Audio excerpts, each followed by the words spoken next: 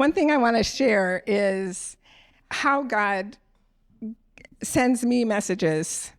And I don't want to make this magical, but I work with pictures. I'm a picture learner. Is anybody else a visual learner? Yeah, and so he knows, because he kind of created me, so he knows that that's how I learn best. And he's given me a picture that I want to share with you.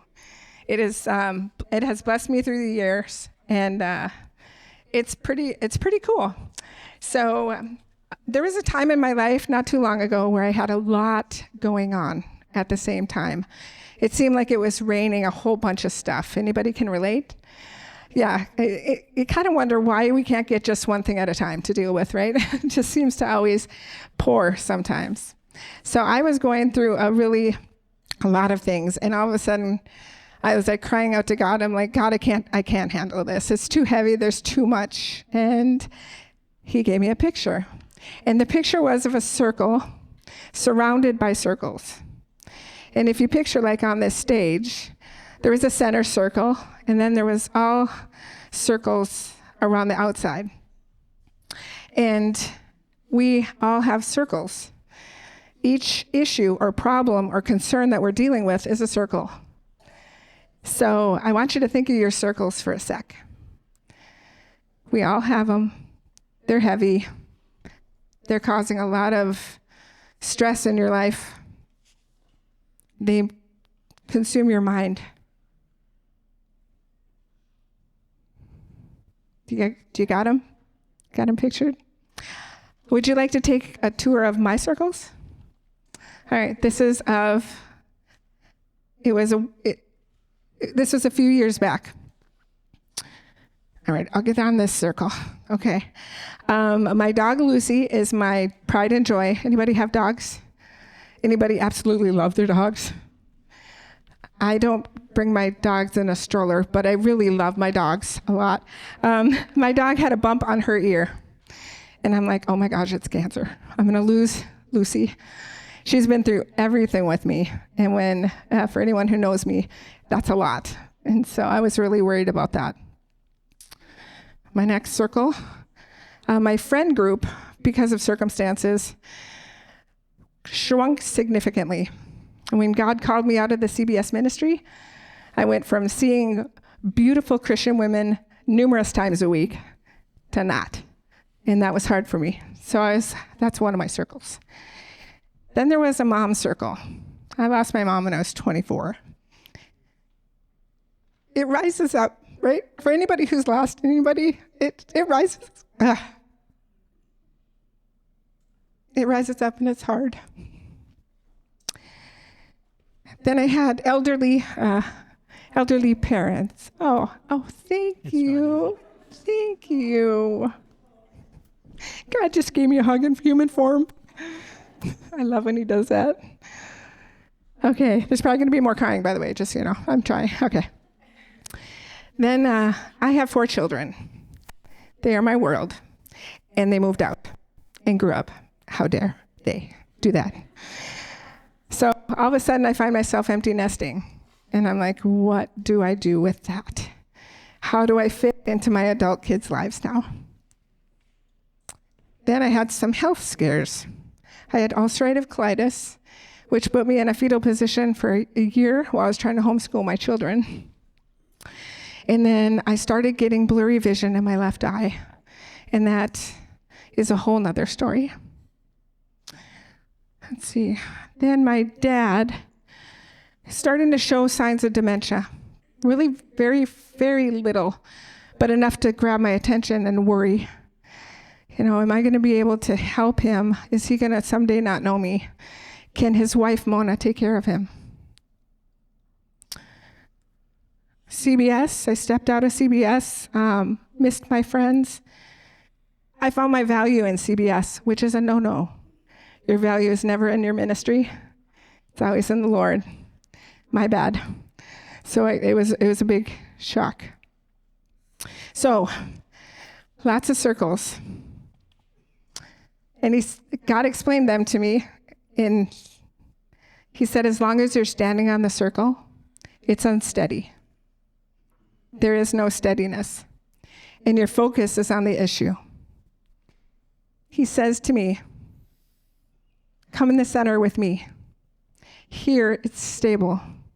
Here, there's strength. See things from my perspective. Here, your soul finds peace. So we have all the circles, and I'm on the circles, and every one of them is, whoa, and all I can do is think about the circle I'm on. And now the problem with it is I tend to go to another circle to relieve. Whew, I'm not worried about that one anymore. But you're just going from one to the other. And he says, stand in the center. It's safe. It's secure. And you can, does your problem go away? Nope. The circles are all still there. But you can look at them from a different perspective. You can look at, you're close to Jesus if you can picture him on the center circle. He has his arm around you and he goes, that issue, see? I'm going to be with you in that issue. And we're going to get through it. But don't try to do it on your own, because you can't, and it will just consume your thoughts. Psalm 62, 1 and 2 says, my soul finds rest in God alone. My salvation comes from him. He alone is my rock and my salvation. He is my fortress. I will never be shaken. Matthew 11, 28 and 30. If you put it up on the screen. Come to me, all you who are weary and burdened, and I will give you rest. Take my yoke upon you and learn from me, for I am gentle and humble in heart, and you will find rest for your souls. For my yoke is easy and my burden is light. Now, I remember specifically being here for a CBS teaching, and I was going to read that verse, and I found out something about the verse that has never, ever left me. Again, it's another picture. How many people here are farmers? How many have oxen or have dealt with oxen? Okay, good. Well, so everyone else I'll teach this to, but you already know. What's interesting with this is that when a yoke is across two oxen, what happens is they typically put a strong, seasoned oxen under the yoke with an inexperienced oxen, one that doesn't really know the ropes. And why is that? Because then the seasoned one can guide and direct, and the young one is watching and learning, from the other oxen. So what's so cool is he's told me, because I tend to carry stuff. No. Does anyone else carry stuff? I carry worries. He says, Debbie, come under here with me, and I will lead you. The weight will be on my back, and you'll be close enough to hear me and learn from me. And I've remembered that ever since, because I think it's a beautiful picture. So, I tend to find myself, as beautiful as this is, drifting over time, picking things back up that we weren't meant to carry. Is it easy to stay? No. My problem with the circles isn't that I believe that I don't believe it. I know what he's telling me is true. The problem is staying in the center circle. Can you relate? I tend to go from circle to circle instead, and God is showing me that I need to put this action into practice until it becomes a habit. So, Matthew 7, 24 and 25 says, therefore, everyone who hears these words of mine and puts them into practice is like a wise man who builds his house on the rock. The rain came down, the streams rose, the winds blew and beat against that house. Yet it did not fall, because it had its foundation on the rock. So now the circles came to mind off and on over the years, and I've really appreciated it, but God wasn't done with me yet. He wanted to show me more, how abundant his love for me was.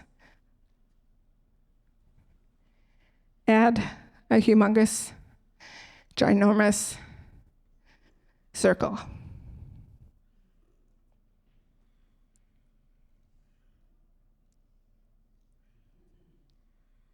As I said earlier, my dad's dementia was present, but not bad. He recognized me in person and on the phone.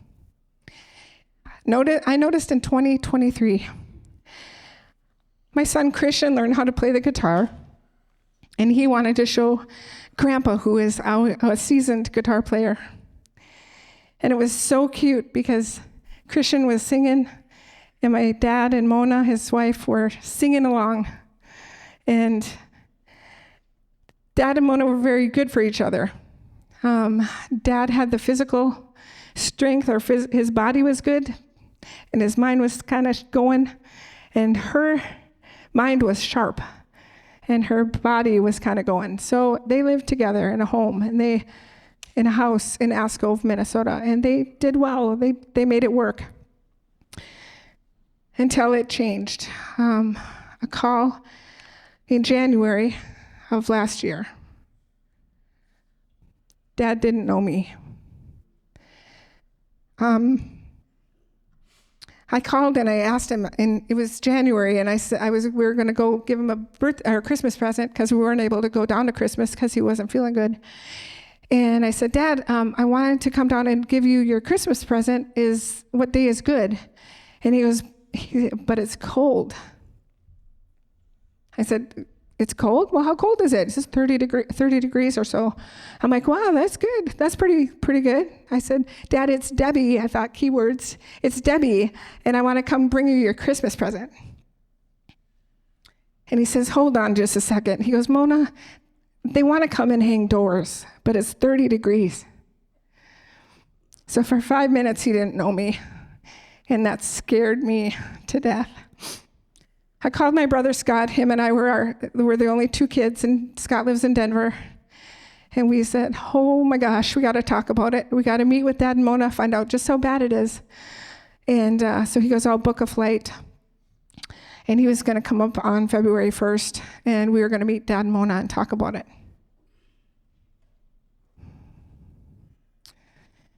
Thursday, February 1st, I was at Planet Fitness. And I got a call, and I sent it because I didn't know what number it was. And then it called me right away. And in my family, we have that rule. If you need us, you call. And if we don't answer, you call right again, and then we'll know that it's urgent. So I picked up.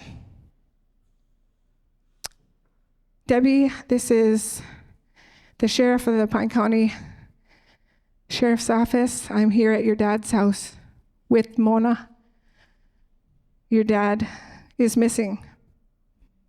And then he said the 3 words that crushed me. He said, for 4 days. And he just went on to say, you got to get a hold of your brother because we have no numbers here. It took all day to reach you, and your dad's going to be on the news tonight as a missing persons. I made a call to my brother. It's the hardest call I ever had to make. And he answered the phone. He goes, what is it called at the airport where you check in your luggage? Not TSA. Anyway, my brother said, I'm going through the gate. I can't talk right now. Security, yep. And I can't talk right now. And I said, you have to. And he says, what? And I said, take a breath. I got to tell you something. And I said, Dad's missing. And he's been missing for 4 days. And he's going to be on the news, and I didn't want you to see it on the news. You got to get home. Silence. And he said, I got to go so I don't miss my flight. When we arrived at Dad's, met the sheriff, Mona was so confused, she barely knew anyone. They found my dad's car an hour's drive from his house in Imagery State Forest, which is a 93,000 acre forest. I remember following behind the sheriff as he led us to search. I prayed that my kids would not be the one to find him. We searched for 3 weeks.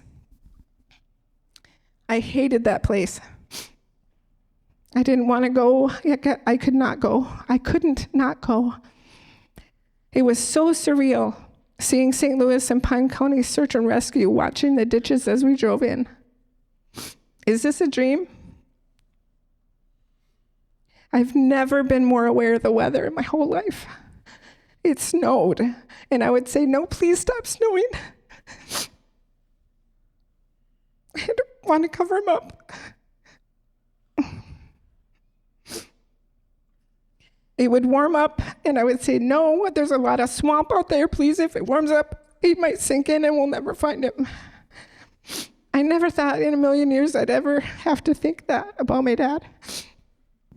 We received info from his car to make sure that it wasn't foul play. He showed signs of confusion in his driving. He came to one specific corner and he sat there for 3 minutes, it said.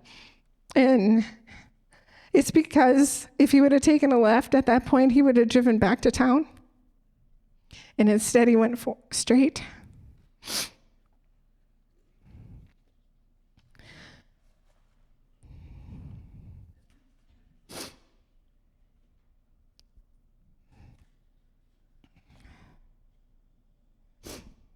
Because of that car information, I got the most awful picture in my head. And it wouldn't go away for how many months? Months. It was an awful picture where there was like a glass wall, and my dad was driving, and I was on the other side of the wall. And he turned around and parked. He opened his tailgate, he grabbed his jacket, and walked 1.5 miles. And I'm banging on the wall, just trying to stop him.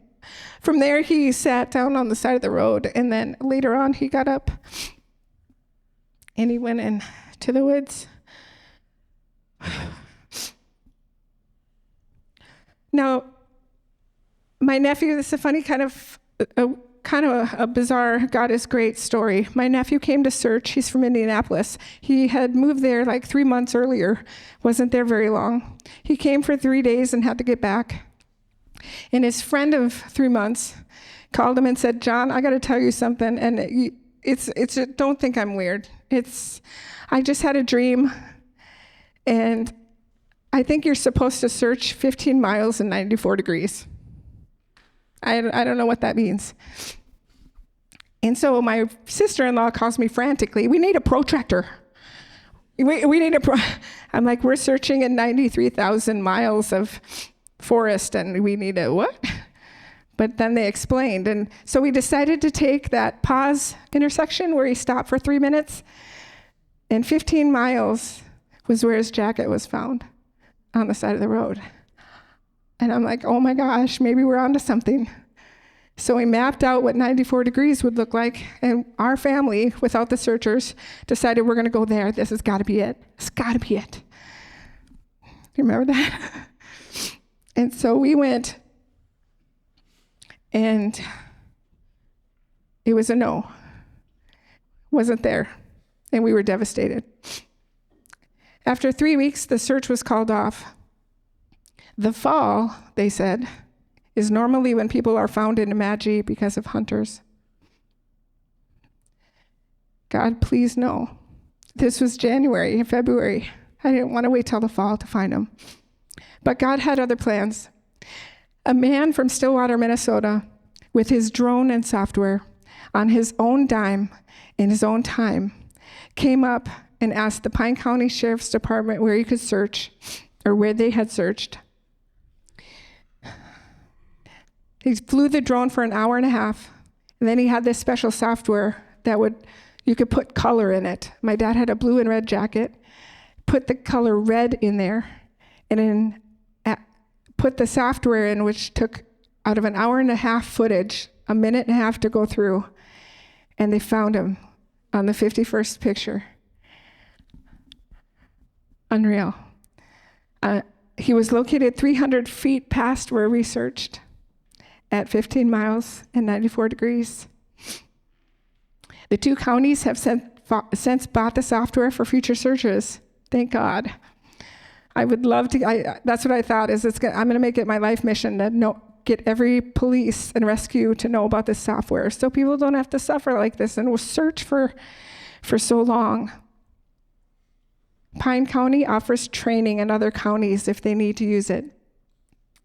My son told me that his coworker, who's on the St. Louis County Search and Rescue, said that it's now standard operating procedure to use this software with every search, and that they've already found people using it. I kind of feel like it's my dad's legacy.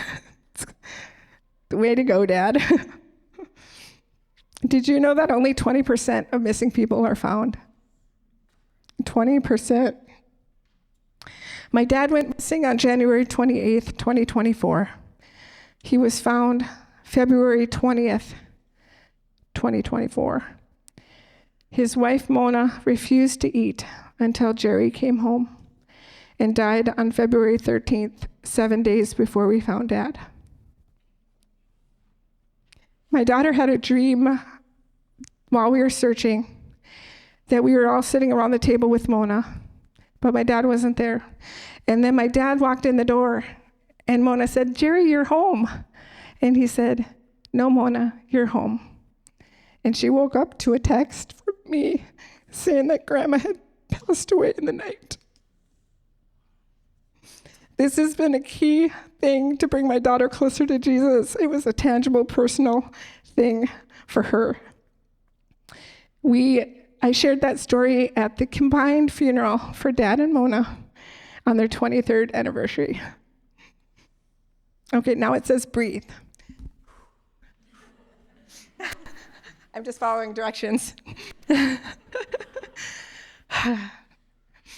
God used a traumatic part of this story to show me something incredible regarding his son. When I arrived at my dad's with the sheriff's department there's a sheriff in my dad's house. My dad isn't there. The car is not in the garage. And Mona is very confused. And it was so awful. I'm like, I can't stay in this room. And so I walked out. And I felt, do you ever feel like your legs are like noodles? Sometimes I felt like I was gonna fall. And I looked to the side, and there was a log in someone's front yard. And so I thought got to get to the log so I don't fall. And I sat on the log, and then I just crashed.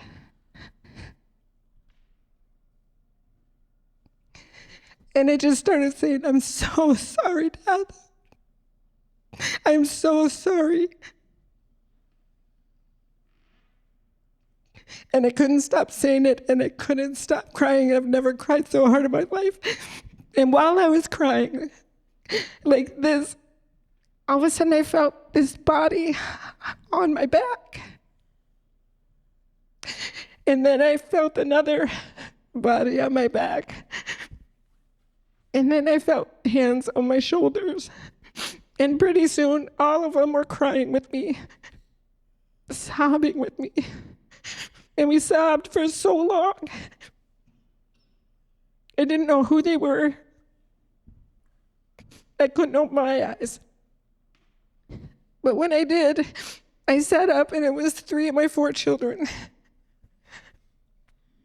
And I tell you this because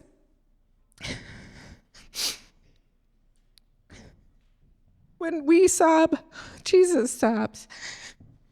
And when my circle of Dad and that traumatic event happened, I was down on my hands and knees, and I couldn't get to the center circle on my own. And it was such a beautiful picture of like Jesus coming from the center, not just come and pick me up and come on, let's go, but take time in the circle to sob over me. He loves us like that, sobbing over us and then gently helping us to the center. I remember when he helped me to the center in the woods. We were up on Dad's truck, up on Sean's truck, my husband, and my kids were standing in the truck high, so he had a good vantage point to look. And my kids, my boys, 2 of them were in the truck with me, and had earbuds in, and I'm like, are you listening to music? And they're listening to worship music. And I said, crank it in the truck. And Sean cranked it. And I sat and we worshiped in the back of that truck while the truck's going down the road 2 miles an hour looking for my dad. When they say God is in the dark places, he is. And it just changed everything. The kids noticed a change in me as soon as as soon as God brought me to the center. As many of you know, last October, I had a stroke. That's a story in itself. I'm aware of how lucky, blessed, and a miracle it is that I am standing here and speaking to you. I tell you this because I think I was in the center circle the whole time. I was laughing. I was never worried. I was never stressed. I couldn't feel my right side. You would think I'd be worried. I was just full of peace, overwhelming love. I had seen God, how he worked in the center circle, give me strength through the worst time of my life, even when it didn't make sense. Psalm 4:7, and the peace of God, which surpasses all understanding, will guard your hearts and minds in Christ Jesus. I'd like to tell you that after this, I learned my lesson and remained in the center circle, but I can't tell you that. What I can tell you is that I notice my wobbles faster. I notice and I step into the center faster. What about you? I want you to think of your circles again.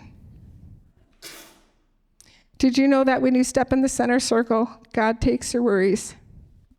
He changes your perspective. He wants you to give them to him. We're not meant to carry it. 1 Peter 5:7, give all your worries and cares to God, for he cares for you. We serve a compassionate Father who loves us more than we can imagine. We always say that, especially in church, you hear that. But let me say it again. We serve a compassionate Father who, whether you believe it or not, loves you more than you can imagine. One who laughs with us, sobs with us, and tenderly helps us to the center circle.